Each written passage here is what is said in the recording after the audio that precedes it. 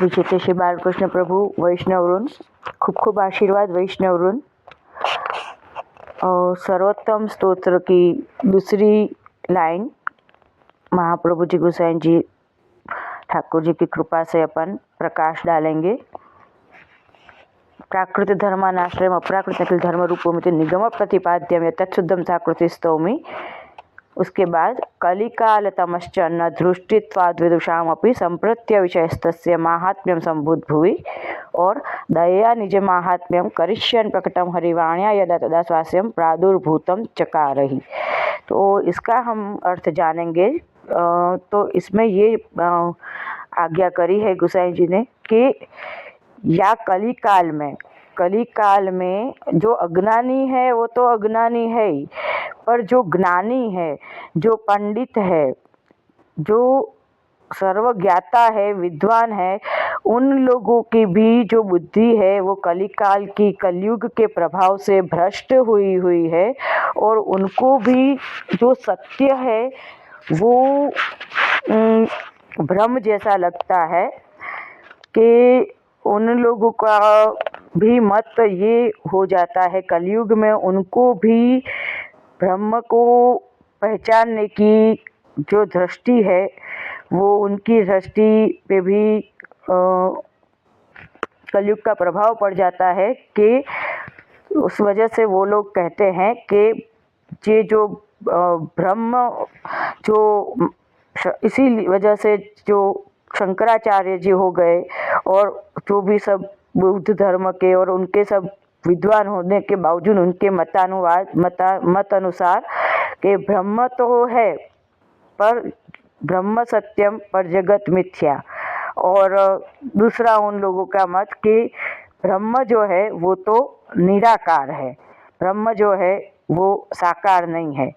अब यहाँ पे महाप्रभु जी ने दोनों चीज़ों के ऊपर प्रकाश डाला हुआ है और जो उनकी बुद्धि जो है जिसमें सही नहीं है उनको करेक्शन करते हुए महाप्रभु जी आज्ञा करते हैं, महाप्रभु जी गोसाई जी कि ब्रह्म सत्यम जगत मिथ्या जो शंकराचार्य जी ने कहा, तो ब्रह्म सत्य है तो महाप्रभु जी ने आज्ञा करी कि जब ब्रह्म सत्य है तो जगत मिथ्या कैसे हो सकता है, हाउ इज़ पॉसिबल। क्योंकि ब्रह्म सत्य है तो ये पूरा का पूरा जगत भी महाब्रह्म की का ही रचा हुआ है, ब्रह्म का ही बनाया हुआ है।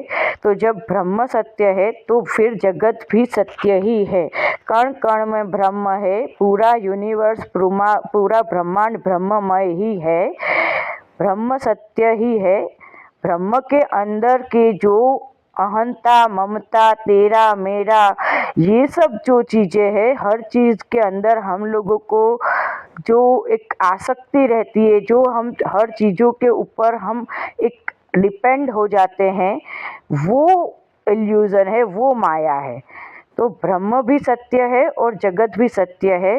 वो माया और ब्रह्म के बनाए हुए जगत के बीच का डिफरेंस जो है उसके ऊपर महाप्रभु जी ने प्रकाश डाला। दूसरा इन लोगों के जो मत है कि ब्रह्म तो निराकार है, तो यहाँ पे भी महाप्रभु जी उसको डिनाई करते हुए आज्ञा कर रहे हैं गोसाई जी महाप्रभु जी के हाउ इज़ पॉसिबल। ये पूरा का पूरा पूरे के पूरे ब्रह्मांड को जिसने आकार दिया है वो खुद निराकार कैसे हो सकता है। निराकार जैसी कोई चीज़ एग्जिस्ट ही नहीं करती है। एक जल की बूंद होती है उसका भी आकार होता है राउंड। निराकार जैसी कोई चीज़ एग्जिस्ट ही नहीं करती है। यहाँ पे जो दया निज माहात्म्यम करिष्यन् प्रकटम हरि, इस लाइन के अंदर का ये अर्थ होता है कि जो ये लोग ऐसे कह रहे हैं कि निराकार साकार, तो भी खुद ठाकुर जी ही ठाकुर जी के सत्य का और ठाकुर जी के स्वरूप का वर्णन तो खुद ठाकुर जी के ही स्वरूप का वर्णन के ऊपर तो खुद प्रभु ही प्रकाश डाल सकते हैं। तो इसमें पहले थोड़ा आगे ये भी बताया कि जे शंकराचार्य के बाद रामानुजाचार्य आए, वो रामानुजाचार्य जो थे वो शेषनाग के अवतार थे। को शेषनाग जी को ऐसे चिंता हुई कि ये सभी अहम ब्रह्मास्मि के ही राग आलापेंगे तो खुद ठाकुर जी का स्मरण फिर कौन करेगा, और फिर जीव का उद्धार कैसे होएगा। तो तभी उन्होंने आके फिर ये चीज का इस मत का खंडन किया। पर फिर जब भी नहीं थे तो फिर वापस कलयुग में यही चीज अहम ब्रह्मास्मि का वो आ गया। तो तब फिर ठाकुर जी ने विचार्यो कि अब तो मेरे को खुद ही मेरे ही स्वरूप से मेरे सत्य का सबको ज्ञान कराना पड़ेगा। तो तब जो हमने तो इच्छा है हूँ नंदन तमे था, तो फिर गुसाइन जी को प्रागट्य हुआ और महाप्रभु जी भी साक्षात वदना अवतार कृष्ण वस्तुतः कृष्ण एवं। तो महाप्रभु जी ने फिर दया निज महात्म्यम करिष्यन प्रकटम हरि, वो महाप्रभु जी ने खुद ने ही ठाकुर जी के स्वरूप को इस जगत में समझाया कि निराकार जैसी कोई चीज एग्जिस्ट ही नहीं करती है। निराकार का एक्चुअल डेफिनेशन यहाँ पे क्या है कि ब्रह्म का जो आकार है वो स्थूल स्वरूप में नहीं होता है। ब्रह्म का जो आकार है वो आकार तो होता ही है, ब्रह्म का भी आकार तो होता ही है, पर वो दिव्य आकार होता है।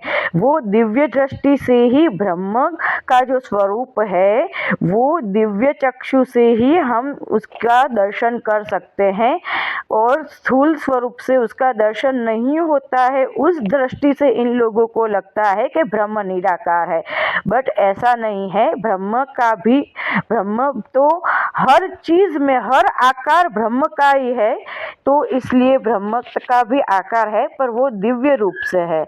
तो यहाँ पे इन सभी चीजों के ऊपर प्रकाश डाला गया है। तो ये 2 लाइनों का ये अर्थ होता है। और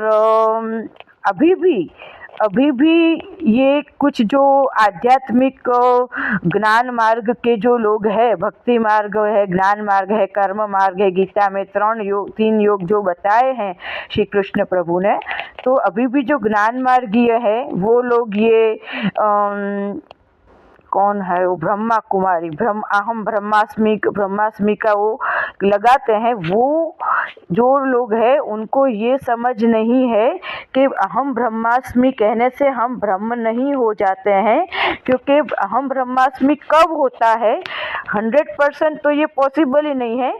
अब जैसे आप लोग भी हम वल्लभ अंश है, हम लोग वल्लभ प्रभु के हम लोग वल्लभ वंशज है, पर हम लोगों को आप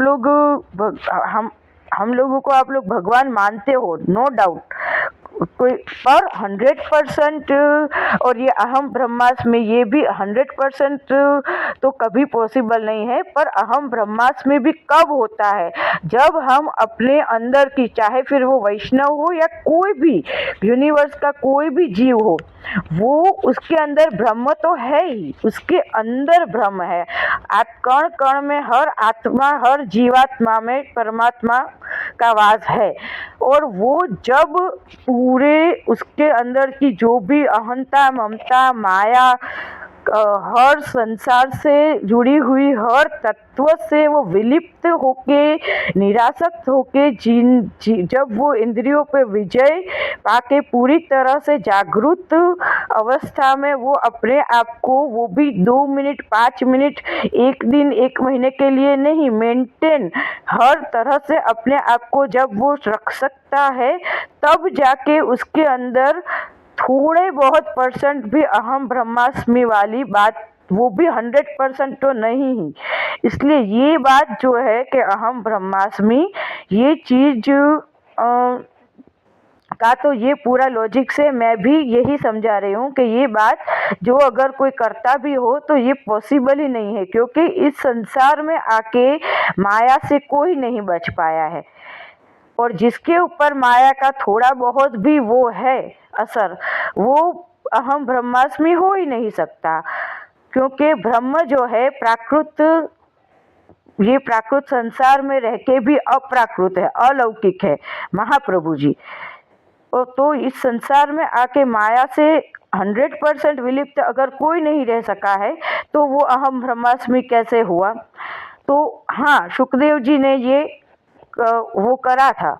सुखदेव जी का जो प्रसंग है, सुखदेव जी अपने गर्भ से बाहर ही नहीं निकल रहे थे, अपने मातृ के गर्भ से।